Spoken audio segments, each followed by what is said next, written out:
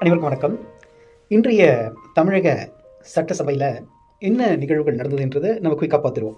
தலைவரும் மற்றும் எதிர்க்கட்சி தலைவர் திரு உதயநிதி அவர்களும் அவரை சபாநாயகரை அழைத்து கொண்டு போய் அந்த சேரில் அமர வைக்கின்ற அந்த நிகழ்வு நடந்தது. இது மாதிரி உட்கார வைக்கக்கூடிய நிகழ்வு எதற்காக நடக்கிறது என்பதை பற்றி ஒரு குட்டி ஸ்டோரி நம்ம முதல்வர் சொன்னார்.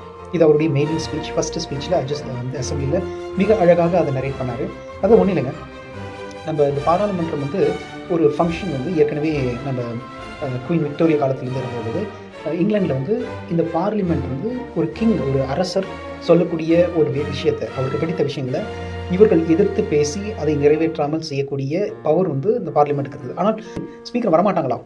ஏன்னா நம்ம அரசருக்கு எதிர்த்து நம்ம பேச வேண்டிய சூழ்நிலை ஏற்படும் அப்படின்னு சொல்லி இந்த பாராளுமன்றத்தில் ஸ்பீக்கர் என்கின்ற அந்த ஒரு பொசிஷன் மட்டும் எப்படி நிறைவேற்றுவார்கள் என்றால், அவர்களை கைகளை பிடித்து அழைத்து கொண்டு போய் எங்கேயோ ஓடிப்பட போகிறான் அப்படிங்கிறத அவர்களை பிடித்து கொண்டு போய் அந்த இடத்துல உட்கார வைப்பாங்க என்கின்ற ஒரு குட்டி ஸ்டோரியை, அந்த மரபு எப்படி வந்தது என்பதை பற்றி மிக அழகாக நமது முதல்வர் விஜய் அவர்கள் சொல்லியிருக்கிறாருங்க.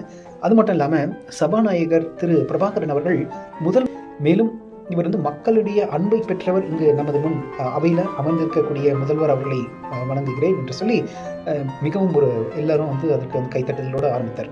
துணை சபாநாயகர் அவர்கள், ஸ்பீக்கருடைய டெபுட்டி ஸ்பீக்கர் டிவிகேவுடைய சேர்ந்த திரு